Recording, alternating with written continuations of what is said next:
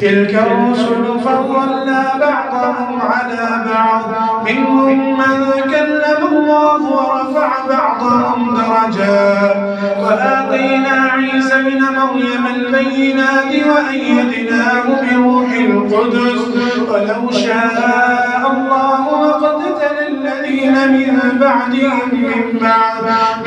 بعد ما جاءتهم البينات ولكن اختلفوا فمنهم من آمن ومنهم من كفر ولو شاء الله لقتتلوا ولكن الله يفعل ما يريد يا أيها الذين آمنوا أنفقوا مما رزقناكم من قبل أن يأتي يوم لا بيع فيه ولا خلة ولا شفاعة والكافرون هم الظالمون الله لا إله إلا هو الحي القيوم لا تأخذه سنة ولا نوم له ما في السماوات وما في الأرض من ذا الذي يشفع عنده إلا بإذنه يعلم ما بين أيديهم وما خلفهم ولا يحيطون بشيء من علمه إلا بما شاء وسع كرسيه السماوات والأرض ولا يؤوده حفظهما وهو العلي العظيم لا إكراه في الدين قد تبين الرشد من الغي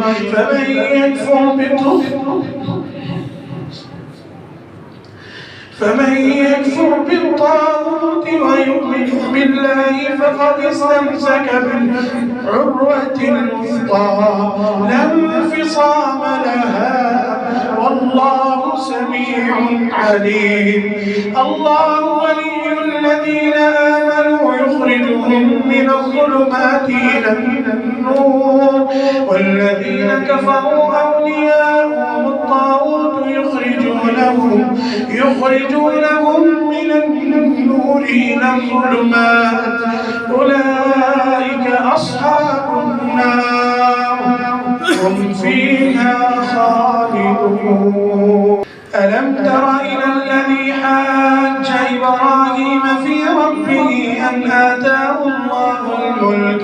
إذ قال إبراهيم ربي الذي يحيي ويميت قال أنا أحيي وأميت قال إبراهيم فإن الله يأتي بالشمس من المشرق فأت بها من المغرب فبهت الذي كفر والله لا يهدي القوم الظالمين أو كالذي مر على قرية وهي خاوية على عروشها قال أنى يحيي هذه الله بعد موتها فأماته الله 100 عام ثم بعثه قال كم لبثت قال لبثت يوما أو بعض يوم قال بل لبثت 100 عام فانظر إلى طعامك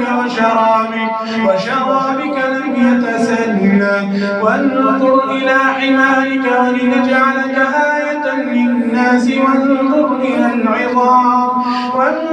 إلى العظام كيف ننشزها ثم نكسوها لحما فلما تبين له قال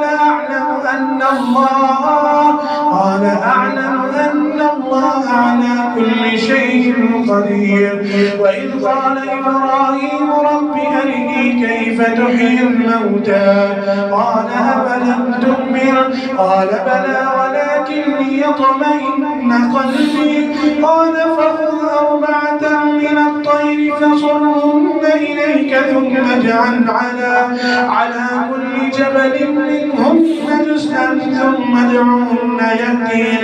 ثم ادعهن يأتينك سعيا واعلم أن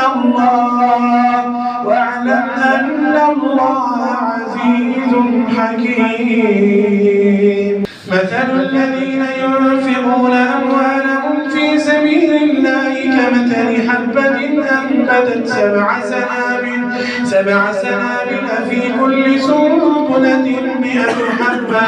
والله يضاعف لمن يشاء والله واسع عليم. الذين ينفقون أموالهم في سبيل الله ثم لا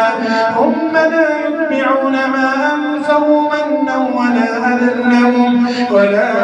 لهم أجرهم عند ربهم ولا خوف عليهم ولا هم يحزنون. قول معروف ومغفرة خير من صدقة يتبعها أذى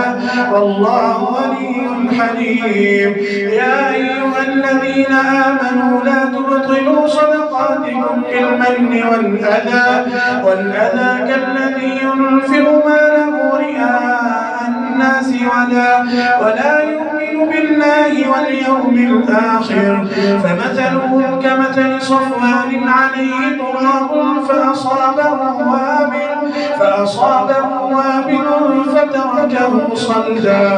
لا يقدرون على شيء مما كسبوا والله لا يهدي القوم الكافرين. ومثل الذين ينفقون أموالهم ابتغاء مرضات الله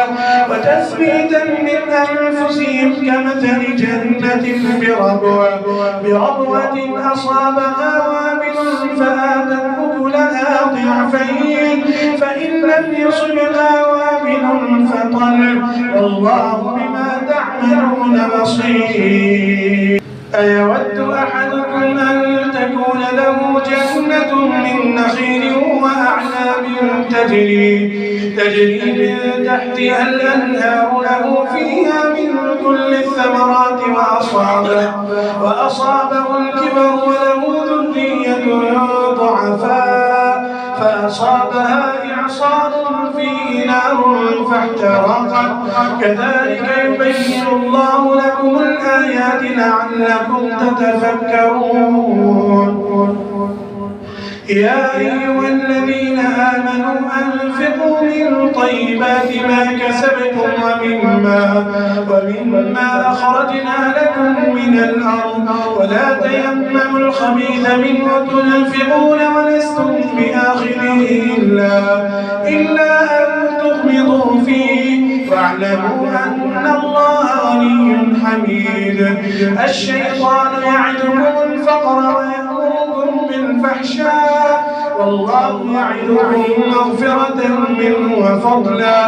والله واسع عليم. يؤتي الحكمة من يشاء ومن يؤت الحكمة فقد أوتي خيرا كثيرا وما يذكر إلا أولو الألباب.